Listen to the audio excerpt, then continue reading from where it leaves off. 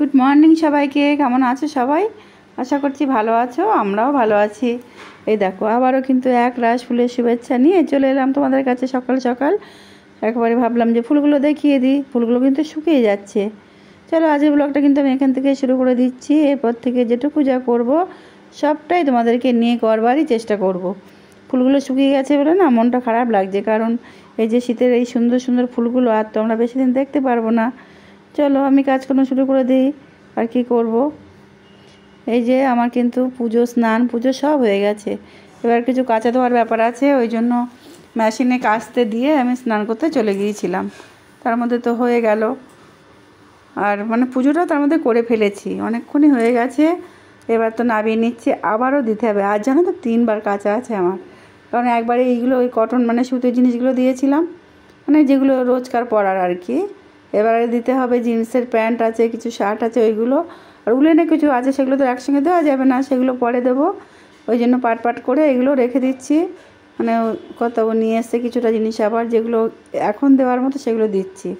এখন যেগুলো দেবো সেগুলো হচ্ছে জিন্সের প্যান্ট শার্ট এইগুলোই, আর উলের যেগুলো সোয়েটার আছে ওগুলো পরের স্টেপে দেবো। না হলে তো মানে আজ অনেক দিন ধরে সব জমে আছে। আমি তো এই বুঝতেই পারছিলে বাড়িতে একটা অনুষ্ঠান চলছিল, যদিও অনুষ্ঠান আমার সর্বক্ষণের আছে সেটা না, মানে দেওয়ার আমি সময় পাচ্ছিলাম না। তারপরে মেলারও জায়গা না, খুব অসুবিধা হয়ে গেছে এখন। তোমরা তো দেখে বুঝতেই পেরেছো আমার ছাদে যে কতখানি রোদ এখন আসছে, কতখানি আসছে না। ছাদ আমার যেরকম সেরকমই আছে বড়, কিন্তু রোদ আমার কমে গেছে ছাদে। সেই জন্যই এখন ভেবে চিন্তে আমাকে কাচতে হচ্ছে আর কি। মানে সবগুলো একদিনে এই যে কত আবার আসলো। ওই যে মেয়ের কাছে একটু কথা বলতে হবে ফোন করেছিলাম, সেই জন্যে কথা বলার জন্যে আগেও ধরেনি বলে আবারও মানে ফোন করা হচ্ছে আর কি। তারপরে তো এবার যাবো এগুলোকে, জামা কাপড়গুলোকে উপরে নিয়ে যেতে হবে। আবার এইটা মেশিনে চালিয়ে দিয়ে তারপর চলে যাব আমি ওপরে জামা কাপড়গুলো মেলতে। একটা একটা করে কাজ তো গুছিয়ে নিতে হবে বলো। এখনও রান্না বাকি আছে, রান্না করতে হবে।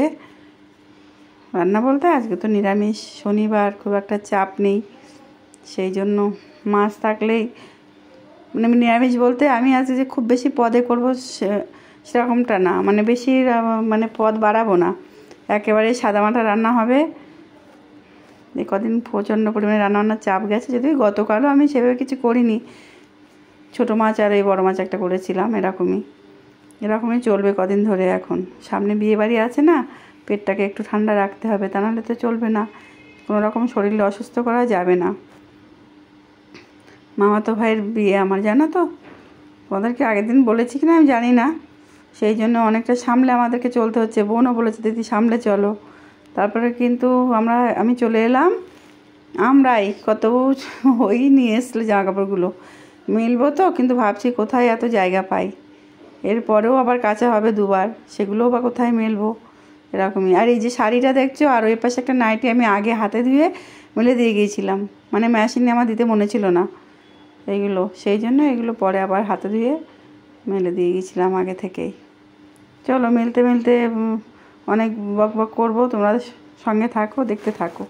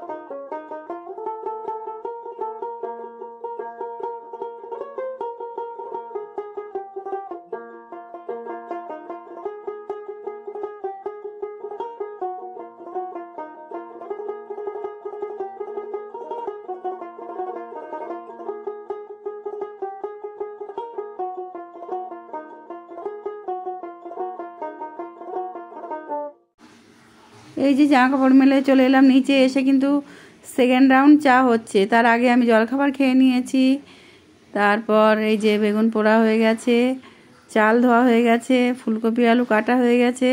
এই যে ফুলকপি আলু কাটা হয়ে গেছে, মানে অনেক কাজ, এগুলো সবই ঝর্ণা করেছে, এগুলো বললাম মাত্র আমি। আর এদিকে কিন্তু আমি কড়াটাকেও বসিয়ে দিয়েছি, এবারে বসাবো, তরকারিটা বসিয়ে দেবো আর কি। আজকে মেনু কি বলো তো আমার, এই যে উচ্ছে আলু সেদ্ধ ভাতের মধ্যে দেওয়া আছে, আর এই বেগুন পোড়া আর ফুলকপি আলু দিয়ে মাছের, বারবারই বলছি মাছের ঝোল, ফুলকপি আলু নিরামিষ ডালনা আর কি। দেখো শনিবার তো খাই না, সেই মুখ দিয়ে বেরিয়ে গেল আমার, আর কি বলি বলো। আর এদিকে কিন্তু চাটাও ছেঁকে নিচ্ছি আমি, এটা কিন্তু সেকেন্ড রাউন্ড চা চলছে আমার না। একটু জলখাবার খাওয়ার পরে একটু চা না খেলে একদমই ভালো লাগে না, মুখটা একটা অভ্যাসে দাঁড়িয়ে গেছে আমার, জানো তো। চলো আর বকর না করে এবার বসিয়ে দিই তরকারিটা। আবারও কিন্তু মুখের মধ্যে এসে গিয়েছিল আমার প্রায়, ফুলকপি আলু মাছের ঝোল।